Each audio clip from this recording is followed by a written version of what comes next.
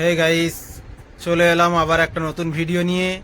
বেশি না কথা বলে চলো তাড়াতাড়ি শুরু করে ফেলি। পিসি শাহজাহান শেখের লোকরা যে সন্দেশখালী লোকেদের জায়গা জমি সব নিয়ে নিয়েছিল, তার কি কোনো বিচার করেছো? কিছু ঘটনা লোকালি ঘটেছে, তাদের সবাইকে গ্রেপ্তার করা হয়েছে, আমাদের পুলিশই গ্রেপ্তার করেছে এবং তাদের যেটুকু জায়গা জমির প্রবলেম ছিল বিচার করতে দিই না। কি বলছো পিসি, বিচার করতে দাও না? আজকে তো ওয়েদারটা একটু নরম আছে, তাই ওনার আজকে কি বলুন তো, ওনার ওই নেশার ডোজটা আজকে বেড়ে গেছে, তাই জন্য ওনার পাগলামিটা মাতলামিটা অতিরিক্ত পরিমাণ বেড়ে গেছে। পিসি শাহজাহান শেখের লোকরা সন্দেশখালীর লোকেদেরকে কি বলেছে একটু শুনে নাও। যে সাদা কাপড় যে পরিয়ে আছি, বলছে কাঁচাটা কবে খুলবি বল, साले को बम से उड़ा दूंगा एक बार हाथ में आ जाए तो। জমি তোদেরকে ছাড়তে হবে। আমার চোখের সামনে দেখা 200-300 বাহিনী, সব সশস্ত্র পিস্তল বাহিনী, সব ওদের বাহিনী দিয়ে আমাদের জমি জায়গাগুলো সব ভগ দখল করে নিয়ে নিচ্ছে। রায়তি সম্পত্তি, বর্গা, পাট্টা এসবগুলো সব নিয়ে নিচ্ছে। বেআইন ভাবে কিনেছে। ঠিক শাহজাহান যা বলছে প্রশাসন তাই মেনে নিচ্ছে।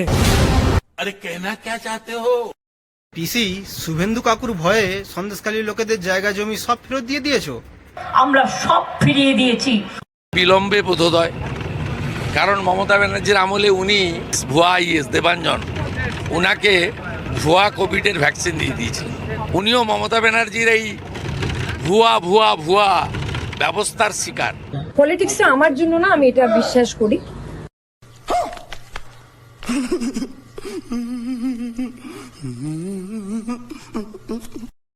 পিসি শাহজাহান শেখ সন্দেশখালীর লোকেদের সাথে কেমন অভিনয় করেছে বলো তো? আর এই অভিনয় করে তোমাকে কিছু দিয়েছে? খুব ভালো অভিনয় করে, কিন্তু সত্যি ও অভিনয়ে খুব ব্যস্ত থাকে। দেখুন, একজন কাউকে তার প্রফেশন থেকে আমি তো সরিয়ে আনতে পারি না, তা সত্ত্বেও ওকে যখন যেটা বলেছি আমরা, ও করেছে, করেনি তা নয়, ও সাধ্যমতো চেষ্টা করেছে। আচ্ছা বলো তো পিসি, এই বিজেপির লোকরা শাহজাহান শেখকে জেলে পাঠিয়েই ছাড়লো, তুমি কিছু করছো না এর জন্য? কেউ কেউ বড্ড পেরেছে। এখানে নরম লোক দিয়ে হবে না, এখানে কোমর বেঁধে কোমর কষে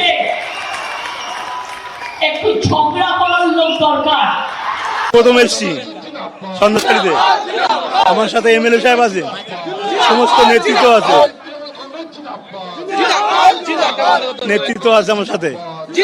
আপনি দেখলেন মানুষের কি অবস্থা, দেখলেন সন্দেশখালীতে আমরা জিতবো। শেখ শাহজাহানের অনুপস্থিতিতে আজকে সরবেরিয়ে এলেন, কি মনে হচ্ছে? হ্যাঁ, এসব প্রশ্ন করবেন না।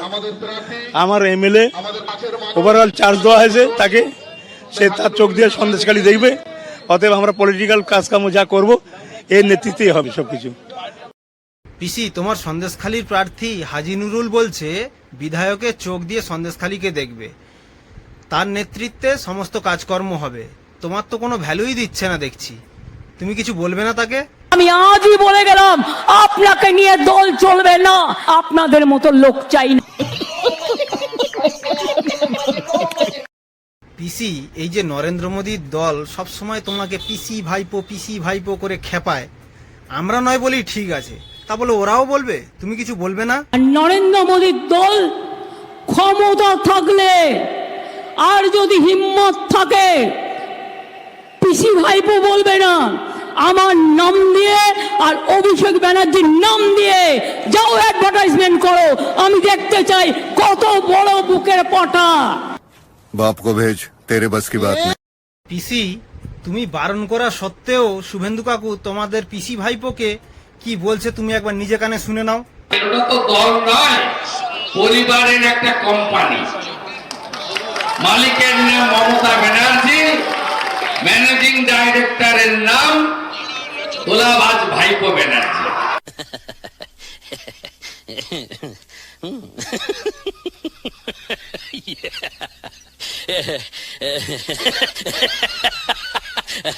পিসি কোন ভাইপো খায় না মাথায় দেয়?